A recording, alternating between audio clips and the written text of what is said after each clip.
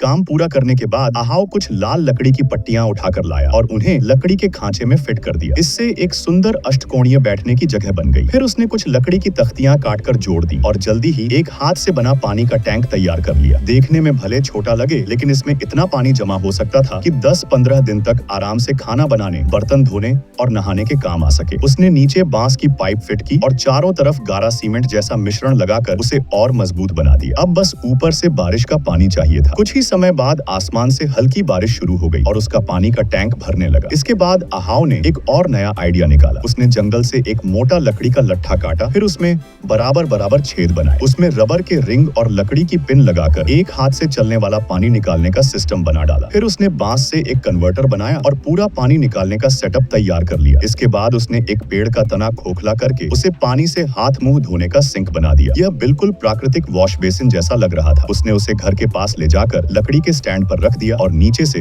निकासी का pipe fit कर दिया। इसके लिए उसने जमीन का थोड़ा हिस्सा खोदा और निकासी के लिए नाली बनाई। फिर बांस की मोटी टहनियों को उसमें डालकर पानी का पाइप बना दिया। जोड़ पर गारा लगाकर उसे और मजबूत कर दिया। अब उसका हाथ से बना सिंक पूरी तरह तैयार हो चुका था। फिर अहाव ने बची हुई लकड़ी और बांस का इस्तेमाल करके दरवाजा और फर्श पूरा कर दिया। अब उसका पहाड़ी घर पूरी तरह से तैयार हो गया था। उसने दरवाजे के सामने सीढ़ियां भी बना डाली ताकि आसानी से अंदर बाहर आ जा सके। सीढ़ियां फिसलन भरी न हो, इसके लिए उसने नदी से छोटे-छोटे पत्थर लाकर ऊपर बिछा दिए। अहाव को थोड़ी तकलीफ हुई कि महीनों से संभाल कर रखी गई लकड़ी सीढ़ियों में लगानी पड़ी, लेकिन पत्थर और लकड़ी का मेल बहुत मजबूत साबित हुआ। फिर उसने आसपास सूखी घास और लकड़ी सजाकर घर को और सुंदर बना दिया। अब उसका आश्रय पूरी तरह से अपग्रेड होकर एक असली छोटा सा पहाड़ी घर बन गया था। इतना सब करने के बाद अहाव ने सोचा कुछ अच्छा खा लिया जाए। वह नदी किनारे मछली पकड़ने गया, लेकिन किस्मत ने साथ नहीं दिया। काफी कोशिश के बाद उसे बस थोड़ी सी मछली मिली। वह उसे घर लाया, साफ किया और चूल्हे पर पका लिया। आखिर में उसने तीखी चटनी के साथ मछली खाई। घर तो अब पूरा बन चुका था, लेकिन उसमें अभी भी ठंडी हवा आती थी और फर्नीचर भी बहुत कम था। फिर भी अहाव इन सब की चिंता किए बिना थकान से चूर होकर अपने नए पलंग पर लेट गया और गहरी नींद में सो गया।